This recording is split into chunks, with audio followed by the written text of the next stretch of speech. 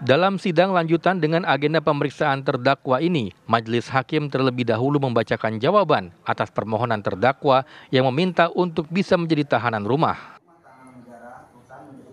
Majelis Hakim yang dipimpin oleh Ida Bagus Bamadewa Patiora mengabulkan permohonan terdakwa dari tahanan rutan Kerobokan Denpasar menjadi tahanan rumah mulai 12 September hingga 21 September mendatang. Dikabulkannya permohonan tahanan rumah ini oleh Majelis Hakim dengan beberapa pertimbangan, diantaranya surat dari pihak desa yang menjamin terdakwa, surat dari Rieke Diah Pitaloka yang bersedia menjamin terdakwa, dan surat permohonan dari kuasa hukum terdakwa sebelumnya. Hanya ingin mengucapkan terima kasih banyak kepada semua masyarakat dan semua pihak sih. Saya belum bisa berkata apa-apa, hanya terima kasih yang saya ucapkan. Adapun persyaratan yang harus dilakukan oleh Sukena selama menjadi tahanan rumah diantaranya, yakni melakukan wajib lapor ke pihak jaksa 2 kali dalam seminggu. Dari Denpasar, Bali, Alfani Syukri, TV One mengabarkan.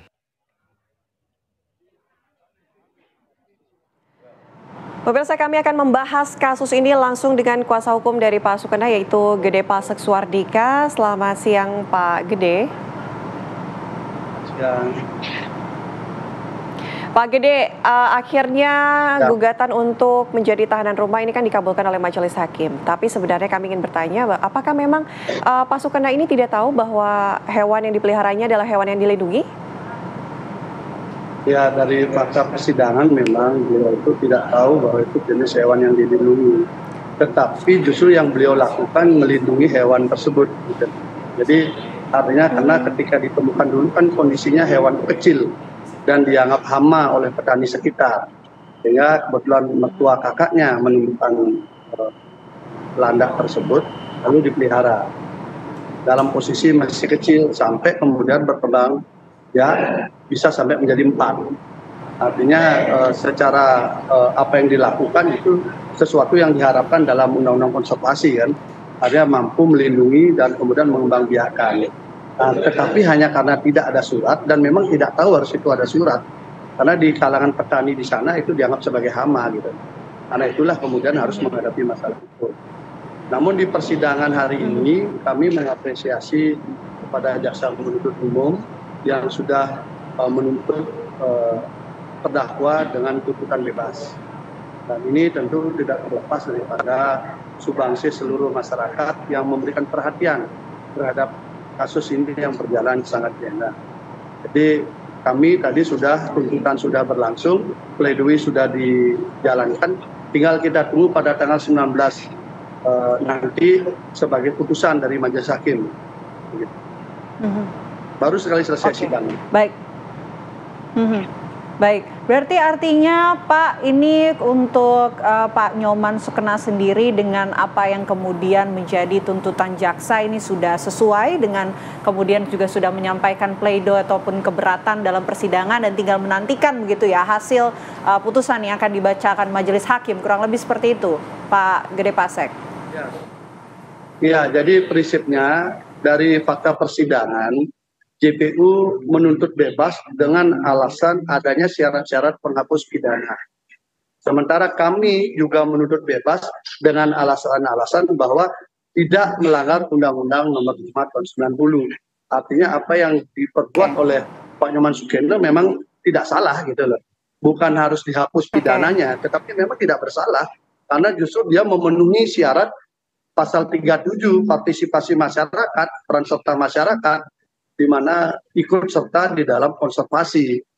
Hanya urusan negara yang tidak hadir memberikan surat, dia harus dihukum. Kan ini saya kira di situ letak perbedaan cara pandang, tapi sama-sama menuju bebas. Lantas dan Pak, langkah ke depannya yang kemudian akan dilakukan apa Pak? Ada di sebelah saya juga. Ya. Oke,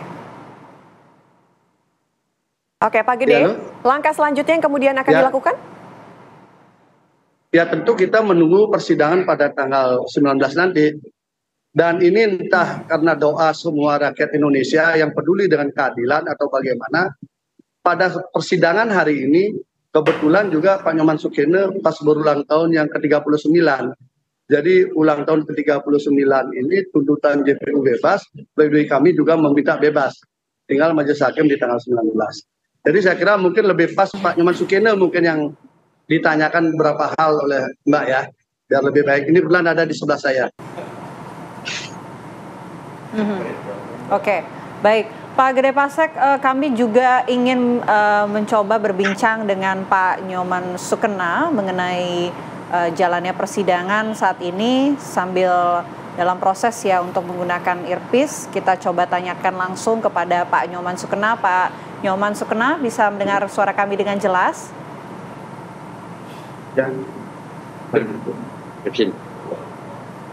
Oke, halo Pak Nyoman Sukena, bisa mendengar kami dengan jelas?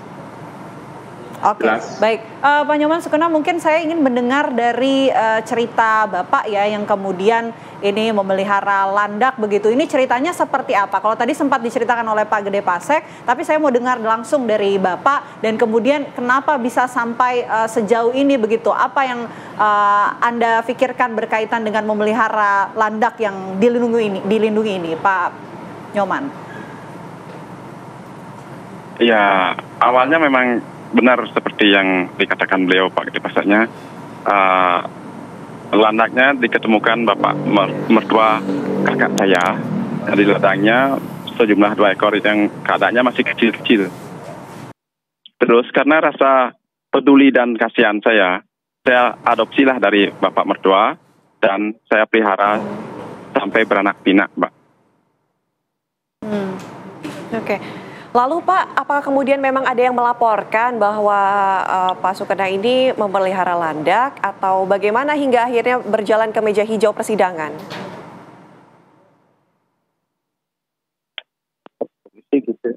Iya, kalau kata polisinya memang benar ada anggota masyarakat yang melaporkan bahwa saya memiliki 4 ekor landak itu. Oke. Lalu setelah itu Pak, apa yang terjadi saat ini dengan keempat landak yang sudah dimiliki oleh Bapak yang sempat dirawat dari kecil hingga beranak pinak? Sudah dievakuasi langsung dari BKSDA-nya. Oke. Tapi Bapak sempat menjual nggak sih landak-landak yang sempat dipelihara ini, Pak Nyoman? Nggak pernah, Bu. Bahkan niat pun nggak ada untuk jual belikan landak itu. Karena murni saya cinta dan kasih sayang terhadap dia. Oke. Pak Sukena, tadi kan Anda katakan bahwa polisi sempat mengatakan bahwa ada laporan dari masyarakat, begitu. Apakah Pak Nyoman ini tahu siapa yang kemudian melaporkan Bapak? Tidak, Bu. Tidak tahu. Kalau warga Cuma lingkungan polisi yang sekitar tahu rumah mungkin. Bapak sendiri, tahukah Bapak memelihara landak? Ada yang tahu, ada yang tidak, Bu. Oke, jadi kalau secara total landak yang dipelihara oleh Pak Nyoman ini jumlahnya ada berapa, Pak? Ada 4 ekor sama anaknya yang 2. Totalnya jadi 4, Bu. Dari awalnya 2. Terakhir Pak Nyoman mungkin bisa sampaikan ini kan sejauh ini persidangan berjalan sesuai dengan apa yang diinginkan ya, walaupun sebelumnya juga sempat ramai dan membuat khawatir Pak Nyoman sendiri. Apa yang diharapkan oleh Pak Nyoman? Ya, pastinya yang pertama yang mengucap puji syukur kepada Tuhan, Bu.